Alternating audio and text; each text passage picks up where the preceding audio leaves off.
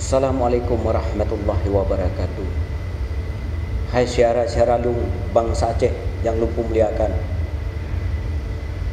Bek nekun ke bangsa ro yang na di luar Aceh, yang hajat kena wo kena unang ro dalam kondisi keadaan lagi yang rupa.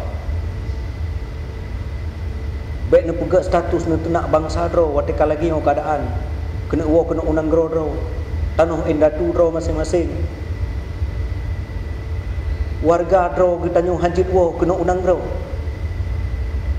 Kafe laknatullah, Cina laknatullah, TKA jut tamang kena Aceh.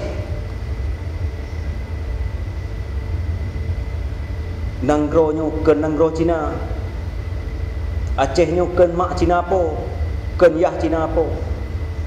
Endatu bangsa Aceh yang po, para ulama Aceh yang po nanggro nyu.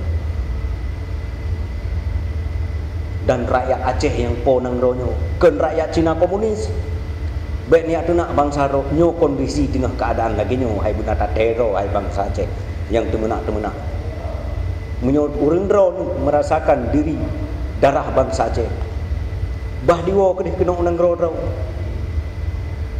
lebih sakit lung daripada urang ro tapi tengah saah lagi nyo tam lagi ba Allah boleh pah diwo bangsa kita nyo kena unang ro. Baik bangsa goi tamang ju bangsa roh handatung ke nanggro yah Cina nyo Aceh nyo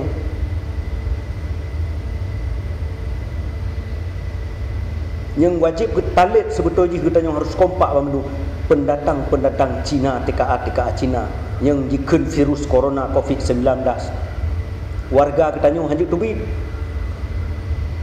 supaya jik tamang Cina kena warga ro yang nak dirantau ni kaji wo kena baik menan hai siaram tua Aceh nyo kena tatayo po mentem ramai-ramai bangsa Aceh bangsigom Aceh rakyat Aceh bangsigom Aceh yang udip di bumi Aceh membantu rakyat Aceh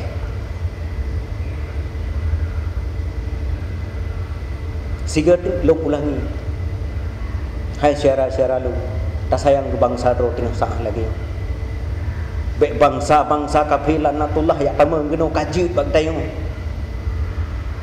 bangsa ro kena wo kahanjut bag tayo baik tapi musuh dengan bangsa ro.